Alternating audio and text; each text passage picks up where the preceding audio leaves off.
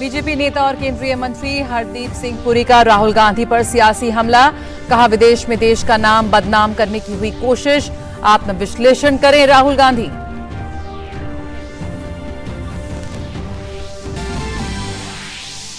संसद में क्या आज खत्म हो पाएगा गतिरोध? अपनी अपनी मांगों पर अड़े पक्ष और विपक्ष, दोनों सदन में अहम विधायी कार्य प्रभावित।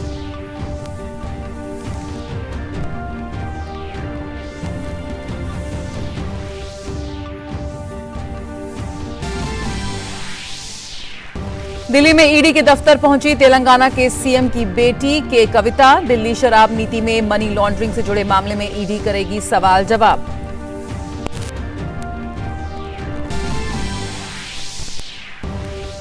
जापान के प्रधानमंत्री किशिदा फुमियो 2 दिन के भारत दौरे पर दिल्ली पहुंचे। प्रधानमंत्री नरेंद्र मोदी के साथ होगी बैठक। दोनों पक्ष आपसी हित के द्विपक्षीय और क्षेत्रीय मुद्दों पर करेंगे विचार।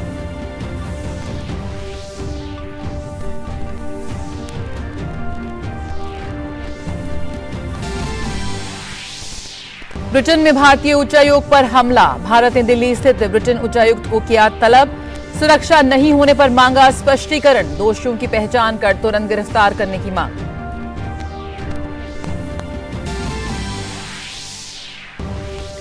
G20 के तहत आज से नागपुर में सिविल 20 की बैठक। वहीं अमृतसर में श्रम 20 सम्मेलन में अब तक श्रमिकों से जुड़े कई मुद्दों पर हुई बातचीत। कोयम्बटूर में भी आज से शुरू होगा G20 यंग एम्बेसडर समिट।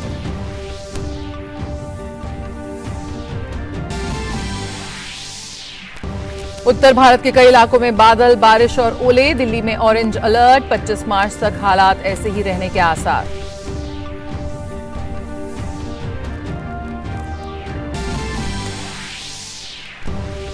आज से भोपाल में शुरू हो रही है ISSF वर्ल्ड कप निशानेबाजी चैंपियनशिप। ओलंपिक पदक विजेता और विश्व चैंपियन सहित 198 निशानेबाज दिखाएंगे जौहर।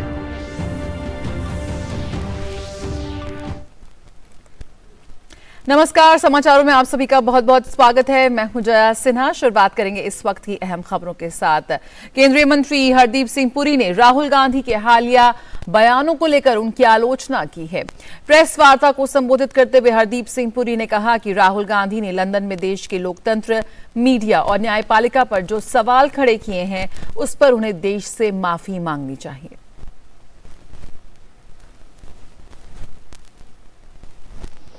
जिस पे कुछ लोगों ने कमेंट किया है, पर मुझे लग रहा है कि द फुल इंपोर्ट ऑफ दो statements has not really been understood. One of the statements he is made is that we are facing, and I am quoting, quote, we are facing an attack on the basic structure of Indian democracy. In the Constitution, India is defined as a union of states, and that union requires a negotiation. And then he goes on to compare the Indian Union with the European Union. उन्होंने कहा कि राहुल गांधी ने विदेशी ताकतों को भारत के आंतरिक मामलों में हस्तक्षेप करने के लिए उकसाया है। इसके लिए उन्हें देश से माफी मांगनी चाहिए। राहुल जी गए थे यूनाइटेड किंगडम, तो उन्होंने कई बातें ऐसी कही जिस पे कुछ लोगों ने कमेंट किया है, पर मुझे लग रहा है कि द फुल इंपोर्ट ऑफ दो statements has not really been understood. One of the statements he is made is that we are facing, and I am quoting, quote, we are facing an attack on the basic structure of Indian democracy. In the Constitution, India is defined as a union of states, and that union requires a negotiation. Not just a flawed understanding. Is he playing to an agenda? But he should come clean. And to begin with, I think you need closure, and the closure will only come if he apologizes. And he should apologize categorically, unequivocally. An apology doesn't come in the form of मैंने ये नहीं कहा, मेरी आपने ये समझ लिया, मैं कह कुछ और रहा था, etc. etc. और आइए आप सीधे रुख करते हैं संसद भवन का।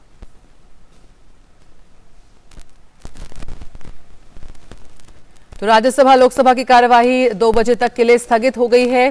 लगातार जो सत्र है इस बार संसद का बजट सत्र जो है वो हंगामेदार है और ऐसे में आज फिर दोनों ही सदनों की कार्यवाही स्थगित हो गई है। सीधे रुख करेंगे अपने संवाददाता का, शैलेंद्र मेरे साथ जुड़ रहे हैं।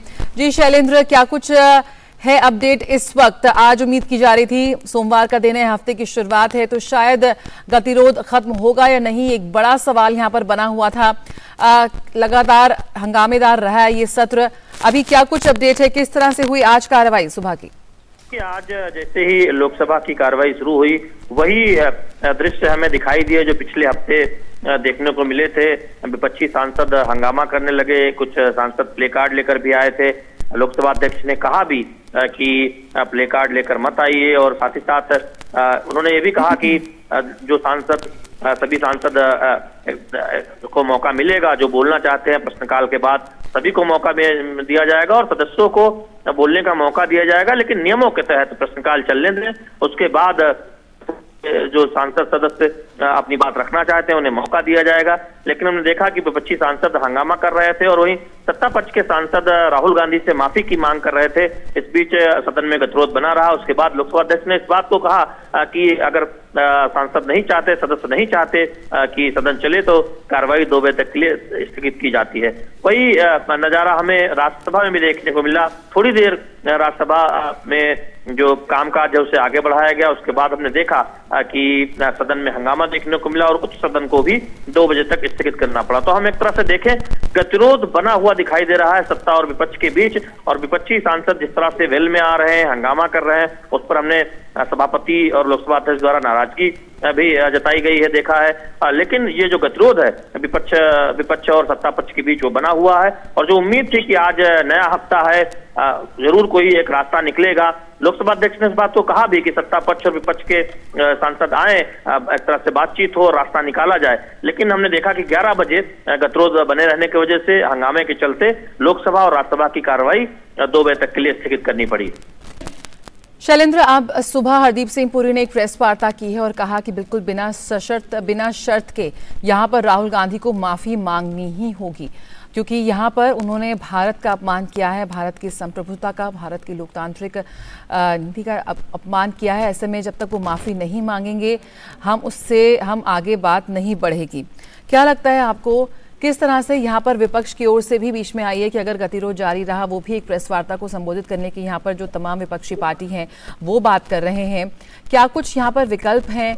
किस तरह से इस गतिरोध को खत्म करने के लिए सभापति, लोकसभा स्पीकर दोनों ही अपनी गहरी नाराजगी जो है वो जाहिर कर चुके हैं, क्या कुछ यहाँ पर हो सकता है? जी देखिए, संसदीय लोकतंत्र में हमेशा गुंजाइश रहती है कि हर एक नए दिन, हर एक समय जब गतिरोध होता है तो उसे तोड़ने की कोशिश होती है, कभी संसदीय कार्य मंत्री द्वारा, कभी लोकसभा अध्यक्ष द्वारा, कभी राज्यसभा के सभापति द्वारा, कभी सत्ता और विपक्ष के शीर्ष नेताओं द्वारा। तो हम ये देखते हैं कि रास्ता निकलता है, लेकिन फिलहाल जो गतिरोध है वो बना हुआ दिखाई दे रहा है। विपक्षी दल लगातार हंगामा कर रहे हैं अलग अलग मुद्दों पर। कांग्रेस पार्टी अडानी मुद्दे पर जेपीसी की मांग कर रही है, कई विपक्षी दल अलग अलग मुद्दों पर हंगामा कर रहे हैं। वहीं सत्ता पक्ष का यह कहना है कि राहुल गांधी ने लंदन में जो बयान दिया है वो बहुत गंभीर मामला है। कैसे एक सांसद, एक जिम्मेदार पार्टी का इतना प्रमुख नेता विदेश में जाकर, लंदन में जाकर भारत के लोकतंत्र पर सवाल उठा सकता है, संवैधानिक संस्थाओं के बारे में इस तरह बातें कर सकता है, और साथ ही साथ झूठ के आधार पर तमाम वो आरोप लगा सकता है, जो आसन पर सीधे सीधे एक प्रश्न उठाना है, संसद पर प्रश्न उठाना है। तो ऐसे में राहुल गांधी ने जो कुछ कहा है उस पर उन्हें माफी मांगनी ही चाहिए। तो निश्चित तौर पर हम देख रहे हैं कि सत्ता और विपक्ष के बीच कोई एक रास्ता नहीं निकल रहा है, और इसकी वजह से लगातार हम देख रहे हैं कि लोकसभा और राज्यसभा की कार्रवाई बाधित हो रही है। और इस हफ्ते के पहले दिन भी वही नजारा देखने को मिला है सदन में, लोकसभा में भी और राज्यसभा में भी। शैलेंद्र, जो विपक्ष जो है वो जेपीसी की मांग कर रहा है, लेकिन राहुल गांधी के बयान पर कुछ क्यों नहीं कह रहा? देखिए, राहुल गांधी के बयान पर दरअसल विपक्षी दल, खासतौर पर कांग्रेस पार्टी बचने की कोशिश कर रहे हैं, और वो अब जो मुद्दे उठा रहे हैं, अदानी का मसला हो या फिर जो अन्य मुद्दे, उस पर वो अपना जोर दे रहे हैं। जो बीजेपी की मांग है कि राहुल गांधी माफी मांगे पहले बिना शर्त सदन में आकर, उसके बाद ही आगे बात होगी, लेकिन हम देख रहे हैं कि विपक्षी दल दरअसल उस पर सीधा जवाब न देकर या फिर ये कह रहे हैं कि राहुल गांधी आखिर माफी क्यों मांगे। उन्होंने ऐसा कुछ नहीं कहा है, अन्य मुद्दों पर सरकार को घेरने की कोशिश कर रहे हैं। तो निश्चित तौर पर यही वजह है कि हम गतिरोध बना हुआ देख रहे हैं सत्ता और विपक्ष के बीच, सदन के अंदर और बाहर भी हम देख रहे हैं कि पिछले हफ्ते लगातार प्रदर्शन किया गया विपक्षी दलों के द्वारा, और हम देख रहे हैं कि प्रेस कॉन्फ्रेंस के जरिए राहुल गांधी पर निशाना सत्ता पक्ष के द्वारा साधा जा रहा है। प्रतिदिन तो एक तरह से ये गतिरोध सदन के अंदर भी और बाहर भी सत्ता पक्ष और विपक्ष अपनी अपनी बात कह रहे हैं। जी शैलेंद्र, यहाँ पर राहुल गांधी प्रेस वार्ता कर रहे हैं, मीडिया के सामने आते हैं, बोलते हैं कि मैं संसद में अपना बयान दूंगा, वहां पर अपनी बात रखूंगा, वो भी नहीं हो पा रहा है। क्या अब राहुल गांधी की तरफ से कोई अपडेट, क्या वो कुछ कहना चाह रहे हैं? मुस्कुराते हुए आते हैं संसद भवन में लेकिन कुछ कह नहीं रहे हैं। ये देखिए, राहुल गांधी की और विपक्षी दलों की ये रणनीति है कि वो अपनी बात कहें और एक तरह से सत्ता पक्ष जो कहना चाहता है उस पर ध्यान न दें। और यही वजह है कि जब वो सदन में बोलना चाहते हैं, सत्ता पक्ष का यह कहना है कि पहले वो माफी मांगे बिना शर्त, तब वो अपनी बात कहें। और वो हमने देखा है कि कई बार राहुल गांधी अपनी बात कहकर बिना दूसरे दल को सुने या बिना सदन की कार्रवाई में और आगे हिस्सा लिए सदन से चले जाते हैं। तो ऐसे में जब इतना गंभीर मामला है जिसमें सीधे माफी की मांग बीजेपी कर रही है, तो बीजेपी का कहना है कि पहले बिना शर्त वो माफी मांगे, चाहे प्रेस कॉन्फ्रेंस के जरिए, उसके बाद सदन में आके, तो तभी बात बन सकती है। और यही वजह है कि हम देख रहे हैं कि वो टकराव देखने को मिल रहा है, जो कि विपक्षी दल तमाम मुद्दों पर अलग से हंगामा कर रहे हैं दोनों सदनों में। शैलेंद्र, लोकसभा और राज्यसभा की कार्रवाई जो है वो लगातार स्थगित हो रही है। कार्रवाई को चलाने के तमाम प्रयास यहाँ पर विफल होते नजर आ रहे हैं। यहाँ पर जो बाकी पार्टियां हैं उनका क्या रुख है? किस तरह से वो इस पूरे हंगामे को देख रही हैं? कांग्रेस की बात अगर छोड़ दें हम, बाकी पार्टियां जो कि बेहद महत्वपूर्ण सत्र है, बेहद अहम विधायी कार्य यहाँ पर लंबित है, तो उनकी तरफ से क्या कुछ प्रतिक्रिया बाइट्स आ रही हैं? देखिए, कांग्रेस पार्टी की कोशिश है कि कई विपक्षी दलों को साथ लिया जाए, और जो मार्च हुआ था उसमें हमने देखा कि कई दलों को कांग्रेस साथ लेने की कोशिश कांग्रेस ने की थी। वहीं टीएमसी अलग मुद्दे पर प्रदर्शन करती हुई नजर आई पिछले हफ्ते। समाजवादी पार्टी भी देखें तो कुछ अन्य मुद्दों पर प्रदर्शन करती नजर आई, लेकिन कांग्रेस की ये कोशिश है, मल्लिकार्जुन खड़गे जो राज्यसभा में विपक्षी दल के नेता हैं, वो ये कोशिश कर रहे हैं कि कई दलों को साथ लिया जाए। उनका दावा भी है कि 16 दल उनके साथ हैं, लेकिन हमने देखा है कि वो एकजुटता विपक्षी दलों में दिखाई नहीं दे रही है। अलग अलग मुद्दों पर, चाहे बीआरएस हो, भारत राष्ट्र समिति या फिर टीएमसी हो, वो अलग अलग मुद्दों पर सरकार को घेरना चाहते हैं। और इस बात की भी एक होड़ है कि सत्ता के खिलाफ विपक्ष का चेहरा कौन बने। तो ऐसे में टीएमसी हो या फिर समाजवादी पार्टी हो, अखिलेश यादव हो, वो थोड़ा असहज दिखाई देते हैं जब कांग्रेस पार्टी एक तरह से मुखर होकर कुछ मुद्दों पर अपनी बात कहना चाहती है। तो हम विपक्षी एकता की कोशिश जरूर देखते हैं, लेकिन पूरी तरह से विपक्ष एक है ये नहीं कहा जा सकता। उसमें एक होड़ भी दिखती है और अलग अलग मुद्दों पर अलग अलग राय भी दिखती है। जी शैलेंद्र, काफ़ी समय से आप यहाँ पार्लियामेंट कवर कर रहे हैं। हर तरह की अपनी बात कहने के लिए हर मुद्दे पे किस तरह से चर्चा हो, इन तमाम चीज़ों के प्रावधान है। लगातार लोकसभा स्पीकर भी बात कह रहे हैं कि अपनी बात रखिए, चर्चा कीजिए, सब कीजिए। अगर यहाँ पर विफल हो रहा है प्रयास, तो किस तरह से गतिरोध टूटेगा, ये देखने वाली बात होगी। सी तस्वीरें इस वक्त हम देख रहे हैं। यहाँ पर जापान के प्रधानमंत्री किशिदा फ्यूमियो 2 दिवसीय भारत दौरे पर हैं। हैदराबाद हाउस से इसी तस्वीरें हम देख रहे हैं। बेहद महत्वपूर्ण दौरा है और यहाँ पर प्रधानमंत्री नरेंद्र मोदी से मुलाकात करते हुए भारत जापान संबंधों को किस तरह से एक नई ऊंचाइयों पर ले जाने की पर चर्चा यहाँ पर होती नजर आएगी। नए इंडो पैसिफिक प्लान का जापानी पीएम जो हैं वो जिक्र कर चुके हैं। भारत और जापान के संबंधों की बात करें तो जापान उन देशों में शामिल है जिनके साथ लंबे समय से भारत का बेहद सौहार्दपूर्ण संबंध रहे हैं। वैश्विक मसलों पर, वैश्विक चुनौतियों पर, सवालों पर दोनों देश अक्सर एक साथ खड़े नजर आते हैं और एक लंबे रिश्ते की, दोस्ती की, सम्मान की, सहयोग की जो वानगी है वो इस वक्त हम यहाँ देख सकते हैं टेलीविजन स्क्रीन पर। हैदराबाद हाउस से इसी तस्वीरें हम देख रहे हैं। जापानी प्रधानमंत्री और प्रधानमंत्री नरेंद्र मोदी की मुलाकात। 2 दिवसीय भारत दौरे पर जापानी प्रधानमंत्री पहुंचे हैं। कैसे भारत से ज्यादा सहयोग चाहते हैं प्रधानमंत्री किशिदा फूमियो, तमाम ऐसे मुद्दे हैं जिन पर दोनों ही देश चर्चा करते नजर आएंगे। अमृतपाल हमारे साथ और जानकारी के साथ जुड़ रहे हैं। अमृत, जापानी पीएम प्रधानमंत्री नरेंद्र मोदी से मुलाकात कर रहे हैं। सी तस्वीरें हम हैदराबाद हाउस से इस वक्त देख रहे हैं। कई ऐसे महत्वपूर्ण मुद्दे हैं जिन पर दोनों देश आपसी सहभागिता और साझेदारी की एक नई मिसाल कायम करने की कोशिश करेंगे। क्या कुछ और जानकारी इस वक्त आपको मिल रही है? प्रधानमंत्री फूमियो किशिदा राजघाट से अभी लौटे हैं। वहां उन्होंने फूल अर्पण किया महात्मा गांधी की समाधि पे, और उसके बाद अभी वो इस वक्त हैदराबाद हाउस में, जो आप विजुअल्स चला रहे हैं, प्रधानमंत्री नरेंद्र मोदी उनसे बात करते हुए हैदराबाद हाउस के कॉरिडोर में। अब दोनों नेता इस कॉरिडोर में, एक जनरली क्या होता है कि हमने अक्सर देखा है कि नेता अराइव करते हैं, उसके बाद एक हैंडशेक होता है और तुरंत डेलीगेशन लेवल टॉक्स के लिए चले जाते हैं। पर यहाँ हम देख रहे हैं कि प्रधानमंत्री फूमियो किशिदा और प्रधानमंत्री नरेंद्र मोदी कॉरिडोर में टहलते हुए और बात करते हुए, ये एक इनफॉर्मल सेटिंग में दोनों प्रधानमंत्री आपस में बात कर रहे हैं। ऑफ कोर्स जब बंद कमरे में बात होगी, डेलीगेशन लेवल फॉर्मल टॉक्स होंगी, तो उसका फॉर्मेट एक फॉर्मल फॉर्मेट रहता है जिसमें इंटायर पूरा जो गैमेट है बायलैटरल रिलेशनशिप का, वो डिस्कस किया जाता है, जिसमें defence and security, trade ties, investment, clean energies, developmental partnership के तमाम पहलू, ये सब डिस्कस किया जाता है। ऑफ कोर्स रीजनल और वैश्विक जो मुद्दे हैं वो भी आज दोनों की बातचीत में फिगर होंगे। तो ये अभी जब दोनों प्रधानमंत्री अंदर चले गए हैं डेलीगेशन लेवल टॉक्स के लिए, तो करीब 1 घंटा ये टॉक्स एक्सपेक्टेड है। बिल्कुल अमृत, इस वक्त जो किशिदा फूमियो का भारत दौरा है वो इस वक्त हो रहा है जब दोनों ही देश एक बहुत बड़ी अंतर्राष्ट्रीय जिम्मेदारी निभा रहे हैं। भारत जो है वो G20 की अध्यक्षता कर रहा है, वहीं जापान जो है वो G7 की अध्यक्षता कर रहा है। तो इन दोनों, इस लिहाज से भी इन दोनों देशों की जो ये मुलाकात है, जो ये बायलैटरल टॉक्स है, वो काफी महत्वपूर्ण होने वाली है। कई वैश्विक ऐसे मुद्दे हैं जिन पर दोनों चर्चा करते नजर आएंगे। जी बिल्कुल, दोनों G20 भी और G7 भी बड़ी इम्पोर्टेंट ग्रुपिंग्स हैं। G7 दुनिया की 7 बड़ी अर्थव्यवस्थाएं हैं, एसेंशली डेवलप्ड कंट्रीज की अर्थव्यवस्थाएं हैं, जिनका समूह है।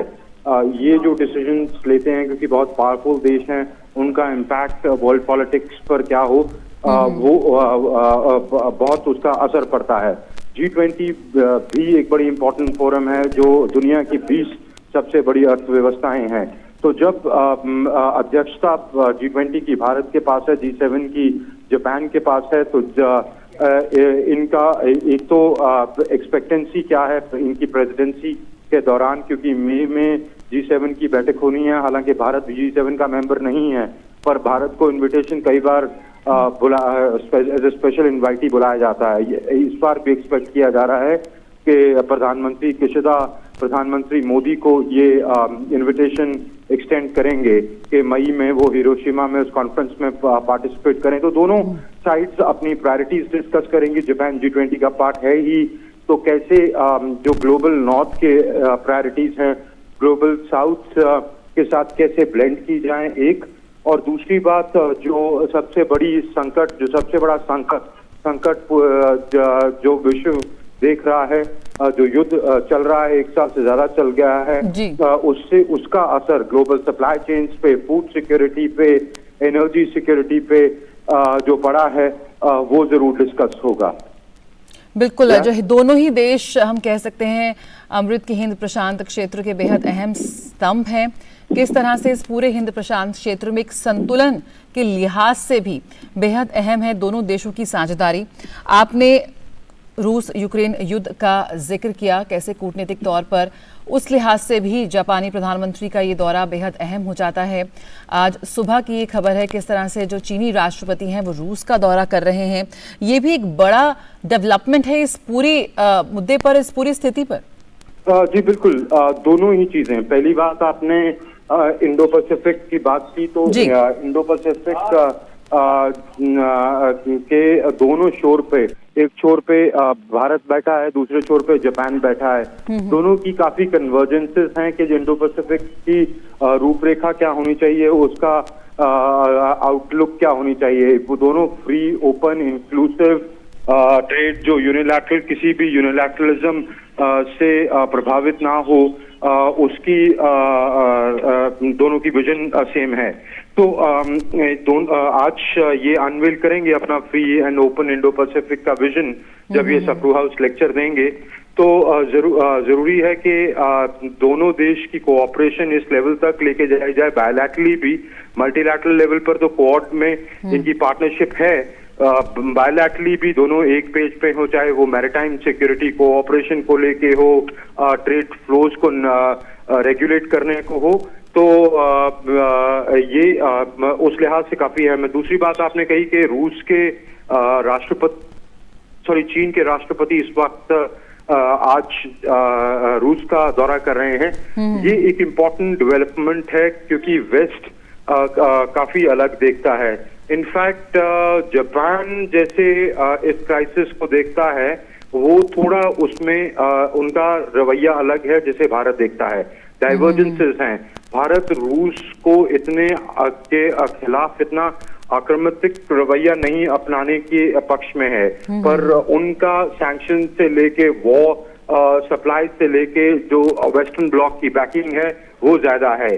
पर ये अहम है क्योंकि इसकी इम्प्लीकेशंस ग्लोबली तो पड़ ही रही हैं, रीजनली हम दोनों के लिए बहुत ज्यादा हैं। जी बिल्कुल। तो किस तरह से ये जो पूरी बातचीत है, ये पूरी सहयोग की जो कहानी है, वो कैसे आगे बढ़ेगी, इस पर लगातार हम नजर बनाए रखेंगे। अमृतपाल, आप हमसे जुड़े रहिएगा, लेकिन फिलहाल बहुत बहुत शुक्रिया इस जानकारी के साथ जुड़ने के लिए। तो भारत जापान संबंधों को कैसे एक नई ऊंचाई मिलेगी। जापानी पीएम किशिदा फुमियो इस वक्त 2 दिवसीय भारत यात्रा पर हैं। हैदराबाद हाउस में उनकी और प्रधानमंत्री नरेंद्र मोदी के बीच बातचीत चल रही है, बायलैटरल टॉक्स की शुरुआत हो रही है, उस पर लगातार हम आपको अपडेट देते रहेंगे। लेकिन यहाँ पर रुकेंगे छोटे से ब्रेक के लिए, जल्द हाजिर होते हैं। शुरू करो, डालो बुनियाद, घर महल नजर आएगा। वंडर लाइए, वंडर अपनाइए, फर्क नजर आएगा। वंडर सीमेंट, फर्क नजर आएगा। Sir 50,000 advance. पर इतना कैश तो हम नहीं लाए। और आज बैंक भी बंद है। इलाज है डिजिटल पेमेंट का आसान सा ढूंढ। लेकिन अरे घबराइए मत, सावधानी के साथ करेंगे तो कोई साइड इफेक्ट भी नहीं होगा। फोन लाइए मुझे, यहाँ फोन लगाइए। डिजिटल पेमेंट से लेन देन हो सकता है, आसान, सुरक्षित और तेज। मैंने तो इन्हें डिजिटल पेमेंट सिखा दिया है, आपने, क्योंकि आरबीआई कहता है कि डिजिटल पेमेंट अपनाओ, औरों को भी सिखाओ।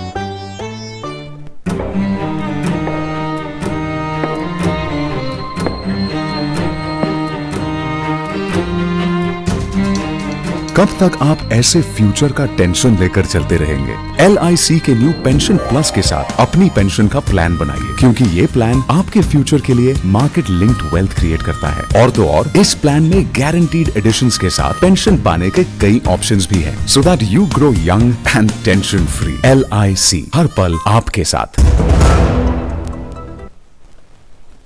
ब्रिटेन में भारतीय हाई कमीशन पर हमला कर चरमपंथियों ने कामकाज में बाधा डालने की कोशिश की है। इस घटना पर भारत सरकार ने कड़ी प्रतिक्रिया जाहिर की है।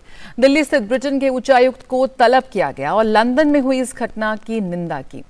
भारत सरकार की ओर से कहा गया कि ब्रिटिश सुरक्षा व्यवस्था का इस तरह से अनुपस्थित रहना गहरी चिंता का विषय है। भारत ने इस मामले में मांग की है कि ब्रिटिश सरकार फौरन दोषियों की पहचान करे और उनकी गिरफ्तारी समेत जरूरी कार्रवाई करे। भारत के इस रुख के बाद ब्रिटिश उच्चायुक्त ने इस घटना की कड़े शब्दों में निंदा की है। भारत में ब्रिटिश उच्चायुक्त एलेक्स एलिस ने लंदन में हुई इस घटना की निंदा की है। उन्होंने ट्वीट करते हुए कहा कि मैं लंदन में भारतीय हाई कमीशन के लोगों और परिसरों के खिलाफ शर्मनाक कार्रवाई की निंदा करता हूं, जो पूरी तरह से अस्वीकार्य है।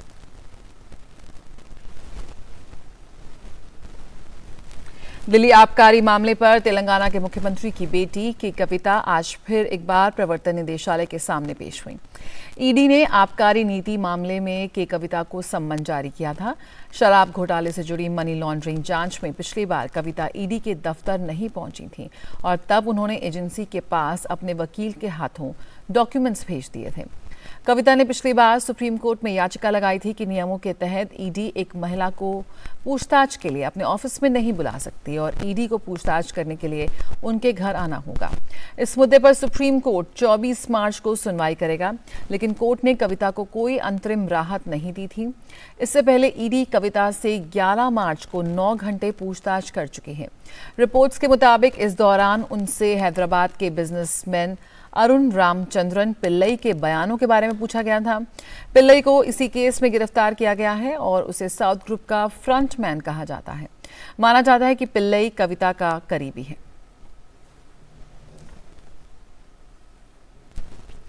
देश में पिछले कुछ हफ्तों में कोरोना के बढ़ते मामलों को देखते हुए स्वास्थ्य मंत्रालय ने बीमारी को लेकर संशोधित दिशा निर्देश जारी किया है। इसमें कहा गया है कि एंटीबायोटिक दवाओं का उपयोग तब तक नहीं किया जाना चाहिए जब तक कि जांच से कोरोना संक्रमण होने की पुष्टि नहीं हो। संशोधित दिशा निर्देशों में कहा गया है कि दवा लेने से पहले कोरोना संक्रमण के साथ अन्य स्थानिक संक्रमण की संभावना को भी ध्यान में रखा जाना चाहिए। हल्की बीमारी में स्टेरॉइड के इस्तेमाल की सलाह नहीं दी जाती है। मंत्रालय ने शारीरिक दूरी बनाए रखने, बंद जगहों पर मास्क के इस्तेमाल, समय समय पर साबुन से हाथ धोते रहने को कहा है। बीमारी के लक्षणों पर नजर रखने, शरीर के तापमान की जांच कराते रहे और ऑक्सीजन में उतार चढ़ाव पर भी निगरानी रखने की सलाह दी है। दिशा निर्देशों में कहा गया है कि अगर किसी को सांस लेने में दिक्कत हो रही है तो उसे तुरंत डॉक्टर से संपर्क करना चाहिए। अगर 5 दिन से तेज बुखार और खांसी हो तब भी चिकित्सकीय सहायता लेने की सलाह दी गई है। जोखिम वाले लोगों को अत्यधिक सावधानी बरतने को कहा गया है। मध्यम या गंभीर रोग के बढ़ने का खतरा हो तो रेमडेसिविर दवा 5 दिन तक लेने की सलाह दी गई है। इससे पहले दिन में 200 mg की और उसके बाद 4 दिन 100 mg दवा लेने को कहा गया है। संशोधित गाइडलाइंस में लोपिनावीर, रेटोनावीर, हाइड्रोक्लोरोक्वीन, इवरमैक्टिन, मोलनुपिराविर, फेविपिराविर, एजियोथ्रोमाइसिन और डॉक्सीसाइक्लिन जैसी दवाओं का इस्तेमाल नहीं करने की सलाह दी गई है। कोविड-19 पर राष्ट्रीय निगरानी समूह ने वयस्क कोविड-19 रोगियों के इलाज के लिए प्लाज्मा थेरेपी का उपयोग नहीं करने की सलाह दी है।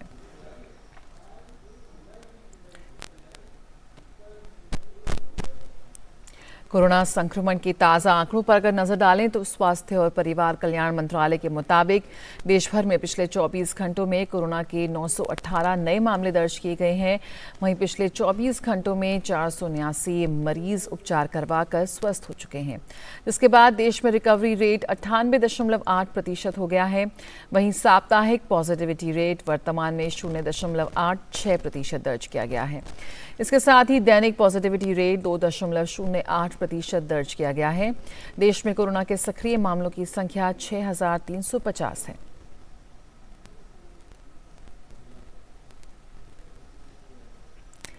देश में टीकाकरण का आंकड़ा भी तेजी से बढ़ रहा है। कोविड महामारी के खिलाफ सबसे प्रभावी हथियार के रूप में शुरू किए गए टीकाकरण अभियान के तहत देश में अब तक 220.65 करोड़ से अधिक टीकों की खुराक दी जा चुकी है। पिछले 24 घंटों में 1,246 से अधिक कोविड टीके लगाए गए।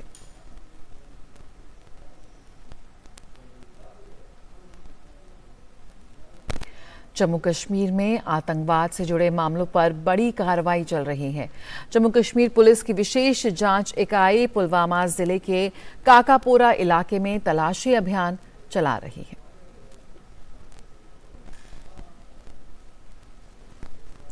देश भर के 200 से अधिक जिलों में आज प्रधानमंत्री राष्ट्रीय शिक्षुता मेला का आयोजन किया जाएगा, जिसमें बड़े पैमाने पर बेरोजगार युवकों का रोजगार प्रदान किया जाएगा। प्रधानमंत्री नरेंद्र मोदी के कौशल भारत मिशन के तहत भारत के युवाओं के लिए कैरियर के अवसरों को बढ़ावा देने के दृष्टिकोण के तहत कौशल विकास और उद्यमिता मंत्रालय देश भर के 200 से अधिक जिलों में प्रधानमंत्री राष्ट्रीय शिक्षुता मेला आयोजित कर रहा है। स्थानीय युवाओं को प्रासंगिक शिक्षुता प्रशिक्षण अवसर प्रदान करने के लिए कई स्थानीय व्यवसायों और संगठनों को इस शिक्षुता मेले का हिस्सा बनने के लिए आमंत्रित किया गया है। ये आयोजन विभिन्न क्षेत्रों का प्रतिनिधित्व करने वाली कई कंपनियों की भागीदारी का गवाह बनेगा। एक ही मंच के माध्यम से भाग लेने वाले संगठन संभावित प्रशिक्षुओं से जुड़ सकते हैं और मौके पर ही उनकी आवश्यकताओं को पूरा करने वालों का चयन कर सकते हैं। इस मेले के माध्यम से उम्मीदवार राष्ट्रीय व्यावसायिक शिक्षा और प्रशिक्षण परिषद से मान्यता प्राप्त प्रमाणन भी अर्जित करेंगे, जिससे प्रशिक्षण सत्रों के बाद उनकी रोजगार दर में सुधार होगा। और आइए अब खबरें G20 की।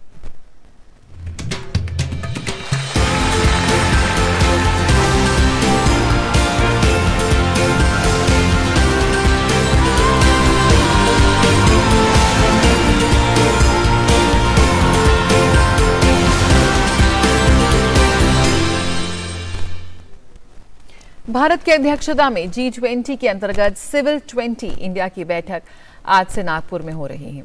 2 दिन की इस बैठक में दुनिया भर के सामाजिक संगठनों को ये बताने का अवसर मिलेगा कि G20 के नेताओं से जनता की क्या अपेक्षाएं हैं। उद्घाटन सत्र में महाराष्ट्र के उप मुख्यमंत्री देवेंद्र फडणवीस, नोबेल पुरस्कार विजेता कैलाश सत्यार्थी और आध्यात्मिक गुरु माता अमृतानंदमयी मौजूद रहेंगी। ये बैठक 2 दिन की है और इस दौरान सिविल सोसाइटी संगठनों और गैर सरकारी संगठनों के परिप्रेक्ष्य पर बातचीत होगी। स्वास्थ्य, पर्यावरण, कला और शिल्प जैसे मुद्दों पर चर्चा की जाएगी। बैठक में लगभग 250 प्रतिनिधि और 30 वक्ता भाग लेंगे। प्रतिनिधियों को 22 मार्च को नागपुर के पेंच बाघ अभयारण्य और अन्य पर्यटन स्थलों को देखने का मौका भी मिलेगा। पहला श्रम 20 यानी L20 का 2 दिवसीय सम्मेलन पंजाब के अमृतसर शहर में चल रहा है। L20 के चेयरमैन और भारतीय मजदूर संघ के अध्यक्ष हिरण्मय पांड्या ने सभी विदेशी अतिथियों समेत देश भर से पहुंचे श्रमिक नेताओं व विषय विशेषज्ञों का स्वागत किया। उन्होंने उम्मीद जताई कि ये सम्मेलन श्रमिकों के ज्वलंत मुद्दों को हल करने में राह दिखाएगा।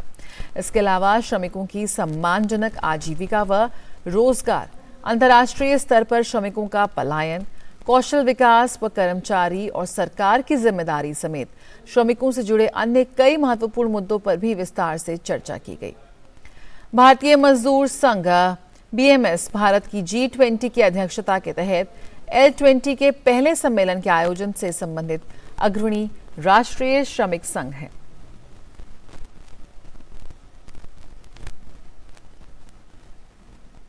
तमिलनाडु के कोयम्बटूर स्थित Shri Krishna college of engineering and technology में G20 यंग एम्बेसडर समिट 2023 का आयोजन किया जा रहा है। केंद्रीय सूचना एवं प्रसारण राज्य मंत्री डॉक्टर एल मुरुगन ने सम्मेलन को संबोधित किया। G20 यंग एम्बेसडर समिट वैश्विक चुनौतियों पर चर्चा करने के लिए दुनिया भर के युवा नेताओं को एक मंच पर लाता है। G20 young ambassador summit 2023 Bharat के युवा केंद्रित प्रयासों का उदाहरण होगा और दुनिया भर के युवाओं को इसके मूल्य और नीतिगत उपायों को प्रदर्शित करने का अवसर प्रदान करेगा। G20 समिट युवाओं को वैश्विक मुद्दों के बारे में जागरूकता बढ़ाने, विचारों का आदान प्रदान करने, बातचीत करने के साथ आम सहमति तक पहुंचकर भविष्य के नेता बनने के लिए प्रोत्साहित करता है।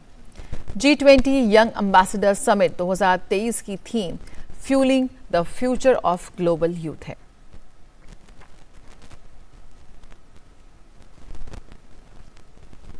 नागालैंड में 5 अप्रैल को कोहिमा में होने वाली G20 व्यापार बैठक 2023 की सभी तैयारियां पूरी कर ली गई हैं।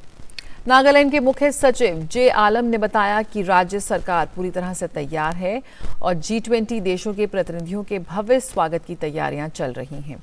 उन्होंने बताया कि इस आयोजन के लिए हवाई अड्डे, सड़कों और आयोजन स्थलों पर बुनियादी ढांचे से जुड़ी सुविधाओं को नया रूप दिया जा रहा है। इस आयोजन में लगभग 110 प्रतिनिधियों के आने की उम्मीद है, जिसमें से लगभग 100 प्रतिनिधि 28 G20 देशों के होंगे और शेष प्रतिनिधि उन अंतर्राष्ट्रीय संगठनों के हैं जो इस समूह का हिस्सा हैं। उन्होंने बताया कि प्रमुख महाद्वीपीय निगमों के प्रतिनिधि, राजदूत और देशों के अन्य वरिष्ठ प्रतिनिधि बैठक में भाग लेंगे। इस व्यापार बैठक में कृषि और इससे जुड़ी सेवाओं, खाद्य प्रसंस्करण उद्योग और पर्यटन पर मुख्य रूप से चर्चा होगी। इस आयोजन में व्यापार बैठक के अलावा नागालैंड की विशेषताओं को दर्शाने वाले सांस्कृतिक कार्यक्रम भी आयोजित किए जाएंगे। बात करें मौसम की तो उत्तर भारत के तमाम हिस्सों में मौसम इन दिनों कुछ अलग मिजाज में नजर आ रहा है। दिल्ली में आज गरज के साथ बारिश होने की संभावना है। मौसम विभाग ने ऑरेंज अलर्ट जारी किया है और मौसम की गतिविधियों में तेज बदलाव को देखते हुए लोगों से तैयार रहने की अपील की है। मौसम विभाग ने कहा है कि तेज हवाएं भी चल सकती हैं। हालांकि अगले 4 से 5 दिनों तक अधिकतम तापमान में बड़ा बदलाव होने की संभावना नहीं है। रविवार को दिल्ली और गुरुग्राम में हल्की वर्षा हुई, जबकि पूरे राजधानी क्षेत्र में बादल छाए रहे और तेज हवाएं चलती रहीं। गुरुग्राम के कई इलाकों में कल तेज बारिश हुई है। वहीं कुछ हिस्सों में बारिश के साथ ओलावृष्टि भी हुई है। सड़कों पर ओलों की सफेद चादर बिछ गई। बारिश की वजह से कई जगहों पर जल भराव भी हो गया।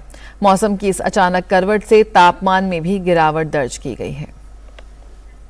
और उत्तर प्रदेश के कई हिस्सों में भी बारिश का सिलसिला जारी है। राज्य के कई जिलों में बारिश के साथ तेज हवाएं भी चली हैं और ओले भी गिरे हैं। वहीं मौसम विभाग की ओर से राज्य के कई जिलों में ऑरेंज और येलो अलर्ट जारी किया गया है। राजधानी लखनऊ में आज सुबह तेज बारिश हुई। बारिश के बाद तापमान में गिरावट दर्ज की गई है। आज भी पूरे दिन बादल छाए रहने की संभावना है। हिमाचल प्रदेश में मौसम ने एक बार फिर करवट ली है। राज्य में एक बार फिर बारिश का दौर शुरू हो गया है। शिमला के साथ साथ कई इलाकों में बारिश और ओले देखने को मिले हैं। आने वाले कुछ दिनों तक प्रदेश में बारिश का दौर जारी रह सकता है। बारिश के कारण कई जिलों में तापमान में गिरावट दर्ज की गई है। और दुनिया के सबसे बड़े बैंकों में शुमार यूबीएस ने अपने स्विट्जरलैंड के ही प्रतिस्पर्धी बैंक क्रेडिट स्विस का अधिग्रहण करने की घोषणा की है।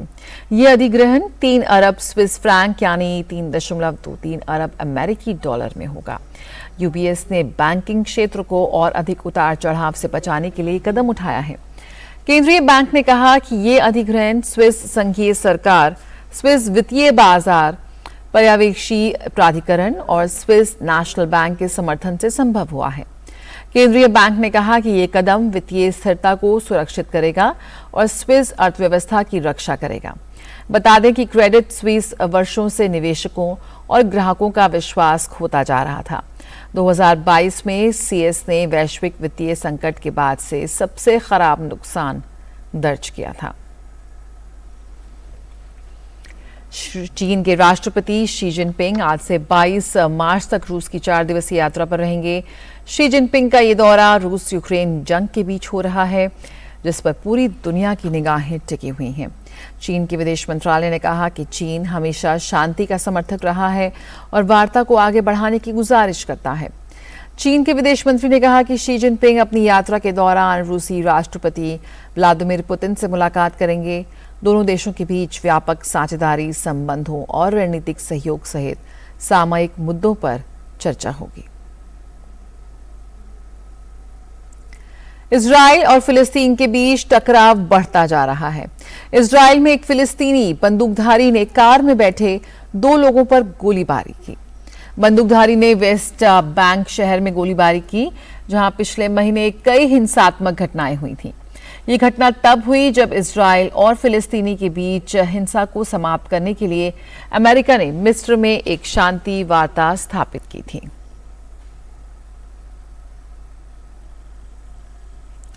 इजराइल में न्यायिक सुधारों के खिलाफ हो रहे विरोध प्रदर्शन पर अमेरिकी राष्ट्रपति जो बाइडेन ने इजराइल के प्रधानमंत्री से बीच का समाधान निकालने का आग्रह किया है। इजराइल के प्रधानमंत्री बेंजामिन नेतन्याहू ने कहा कि इजराइल में एक मजबूत लोकतंत्र है और इजराइल में न्यायिक सुधारों के खिलाफ हजारों की संख्या में लोग सड़कों पर उतर आए हैं। प्रदर्शनकारियों ने नेतन्याहू सरकार पर लोकतांत्रिक शासन को खतरे में डालने का आरोप लगाया है। प्रस्तावित सुधारों के कानून बन जाने के बाद जजों की चयन कमेटी में सरकार का दखल बढ़ जाएगा। इस प्रस्ताव में सबसे बड़ा विवाद का कारण है कि कानून बनते ही अदालत का किसी कानून को खारिज करने का अधिकार खत्म हो जाएगा। अमेरिकी सीनेटर एलिजाबेथ वॉरेन ने कहा है कि डोनाल्ड ट्रंप पर हश मनी मामले में आरोप लगना तय है। अमेरिकी सीनेटर ने कहा कि कोई भी कानून से ऊपर नहीं है। आगामी 21 मार्च को मैनहट्टन की एक अदालत में हश मनी मामले में डोनाल्ड ट्रंप की पेशी होनी है। डोनाल्ड ट्रंप ने अदालत में अपनी पेशी के दौरान गिरफ्तारी की आशंका जताई है। ट्रंप ने अपने सोशल मीडिया प्लेटफॉर्म पर कहा कि राजनीति से प्रेरित होकर उन्हें गिरफ्तार किया जा सकता है। फ्रांस के राष्ट्रपति इमैनुअल मैक्रों की सरकार के खिलाफ अविश्वास प्रस्ताव पर आज मतदान होगा। विपक्षी पार्टियों ने संसद में अविश्वास प्रस्ताव पेश किया है।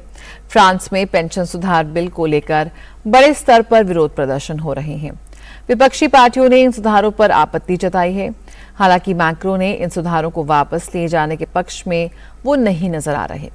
बता दें कि फ्रांस में पेंशन सुधारों में सेवानिवृत्ति आयु को 2 वर्ष बढ़ाकर 64 वर्ष किया गया है, जिस पर कई संगठनों ने नाराजगी जताई है। विरोध कर रहे एक युवा ने कहा कि अगर रिटायरमेंट की उम्र बढ़ाई गई तो युवाओं के लिए नई नौकरियों में कमी आएगी। और कैलिफोर्निया में इस समय तेज बारिश और बाढ़ की स्थिति बनी हुई है। बाढ़ के कारण कई घर पानी में डूब गए हैं। दक्षिणी कैलिफोर्निया में बारिश की वजह से सड़कों पर यातायात प्रभावित हुआ है। अधिकारियों ने सैन जोकिन नदी के किनारे रहने वाले लोगों को सुरक्षित स्थानों पर पहुंचाने का आदेश दिया है। अधिकारियों ने कहा है कि वे नदी के जल स्तर की लगातार निगरानी कर रहे हैं। और पाकिस्तान के पूर्व प्रधानमंत्री इमरान खान अपने आवास में घुसने वाले पुलिस कर्मियों पर कानूनी कार्रवाई की तैयारी में हैं। इमरान खान ने आरोप लगाया है कि छापेमारी के दौरान पुलिस ने उनके समर्थकों की पिटाई की। इसके अलावा पुलिस ने उनके घर की दीवारें भी तोड़ी। इमरान खान ने पुलिस की कार्रवाई पर कहा कि मेरे घर पर हमला अदालत की अवमानना है। उन्होंने कहा पुलिस ने बिना सर्च वारंट के उनके घर पर छापा मारा है। वहीं पाकिस्तान सरकार ने कहा कि पुलिस अदालत के आदेशों का पालन कर रही है। सरकार का कार्रवाई से कोई लेना देना नहीं है। बता दें कि तोशा खाना मामले में पुलिस ने इमरान खान के आवास पर छापेमारी की थी, जिसके दौरान इमरान खान के समर्थकों और पुलिस के बीच जमकर हिंसक झड़प हुई थी। नेपाल के प्रधानमंत्री पुष्प कमल दहल प्रचंड आज संसद में विश्वास मत का सामना करेंगे। प्रधानमंत्री प्रचंड ने कहा कि विश्वास मत हासिल करने के दौरान उन्हें 100% वोट मिलेंगे। 7 पार्टियों वाले गठबंधन में से 2 दलों राष्ट्रीय प्रजातंत्र पार्टी और सीपीएन यूएमएल ने सरकार से समर्थन वापस ले लिया है।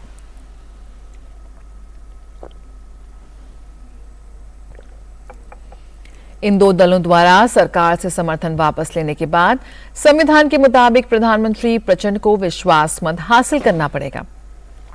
275 सदस्यीय प्रतिनिधि सभा में विश्वास मत जीतने के लिए 138 सदस्यों के समर्थन की आवश्यकता है।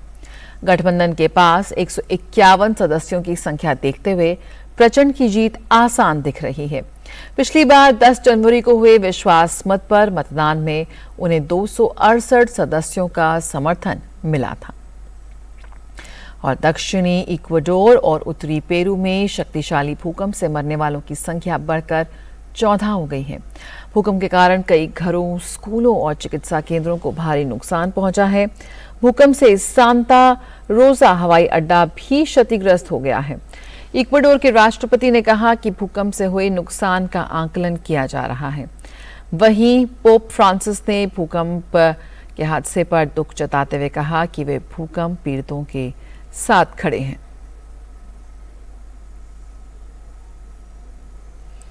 अफ्रीकी देशों में कांगो में एक बार फिर नरसंहार की घटना सामने आई है। कांगो के पूर्वी और उत्तरी प्रांतों में चरमपंथियों ने 22 लोगों की हत्या कर दी। इस हमले के लिए स्थानीय लोगों और अधिकारियों ने कोडेको समूह को दोषी ठहराया है। ये ग्रुप उग्रवादियों का एक संगठन है जो गांव वालों पर हमला करता है। बता दें कि पिछले कई वर्षों से कांगो में हिंसा की घटनाएं बढ़ती जा रही हैं। कांगो की सरकार ने 2021 में बड़े पैमाने पर हिंसा को रोकने के लिए उत्तरी कीवू और इटूरी में घेराबंदी की स्थिति घोषित की थी, लेकिन इसके बावजूद हत्याएं और विद्रोही गतिविधियां हैं वो कम नहीं हुई। ISSF विश्व कप निशानेबाजी चैंपियनशिप का आयोजन आज से भोपाल स्थित मध्य प्रदेश राज्य निशानेबाजी अकादमी में शुरू होगा। इस टूर्नामेंट में दुनिया भर से ओलंपिक पदक विजेता और विश्व चैंपियन सहित कुल 198 निशानेबाज हिस्सा लेंगे। भारत और चीन इस प्रतियोगिता में 37 निशानेबाजों के सबसे बड़े दल के साथ हिस्सा ले रहा है।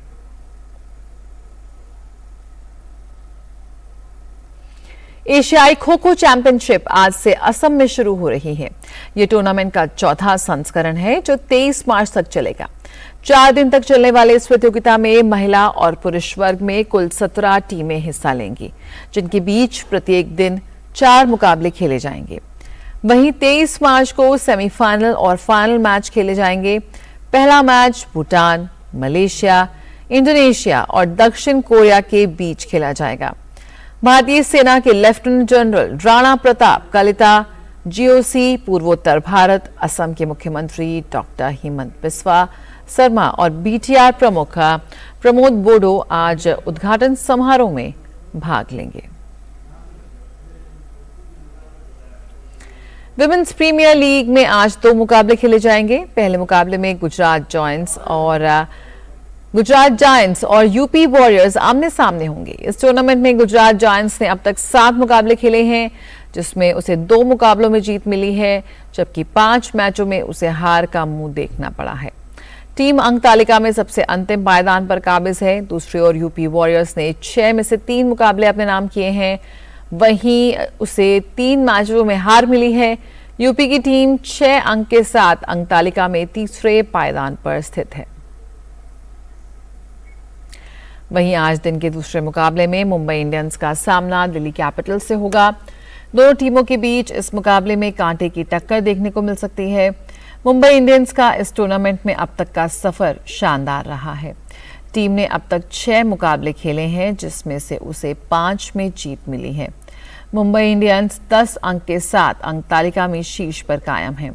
वहीं दिल्ली कैपिटल्स ने इस टूर्नामेंट में अब तक 6 मैच खेले हैं, जिसमें से उसने 4 में जीत हासिल की है।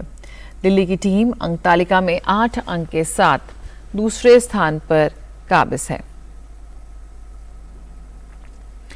ताइवान के ताओ युआन में चल रहे तीरंदाजी एशिया कप में भारतीय तीरंदाजों ने 2 स्वर्ण सहित 3 पदक अपने नाम किए। पुरुषों के व्यक्तिगत स्पर्धा में राहुल ने स्वर्ण पदक पर कब्जा जमाया, जबकि पुरुषों के रिकर्व टीम इवेंट में पार्थ, रामपाल और राहुल ने स्वर्ण पदक हासिल किया। वहीं पुरुषों के व्यक्तिगत स्पर्धा में रामपाल ने रजत पदक अपने नाम किया।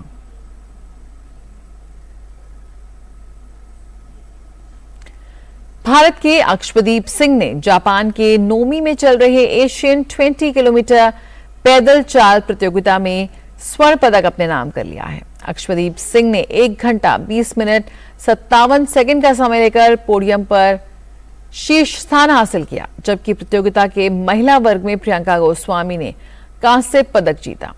यह भारत का इस प्रतियोगिता में दूसरा स्वर्ण पदक है। इससे पहले ओलंपियन गुरमीत सिंह ने 2016 में स्वर्ण पदक जीता था। इसके अलावा प्रतियोगिता में हिस्सा ले रहे विकास सिंह और परमजीत बिष्ट ने पेरिस ओलंपिक के लिए क्वालिफाई कर लिया है। मेंस ओपन कैटेगरी में विकास ने 1 घंटा 20 मिनट 5 सेकेंड और परमजीत ने 1 घंटा 20 मिनट 8 सेकेंड के समय में ये रेस पूरी की थी। दोनों धावकों ने ओलंपिक के साथ ही वर्ल्ड चैंपियनशिप में भी अपनी जगह तय कर ली है। और स्पेन के टेनिस खिलाड़ी कार्लोस अल्काराज ने इंडियन वेल्स का खिताब अपने नाम कर लिया है। कार्लोस ने प्रतियोगिता के खिताबी मुकाबले में रूस के दानिल मेदवेदेव को सीधे सेटों में हरा दिया और इस खिताब पर अपना कब्जा जमाया। इस जीत के साथ ही अल्काराज फिर से दुनिया के नंबर 1 टेनिस खिलाड़ी बन गए हैं और कार्लोस इंडियंस वेल्स का खिताब जीतने वाले दुनिया के सबसे युवा खिलाड़ी भी बन गए हैं। और खबरों का सिलसिला जारी रहेगा, लेकिन फिलहाल इस बुलेटिन में इतना ही। मुझे दीजिए इजाजत। नमस्कार।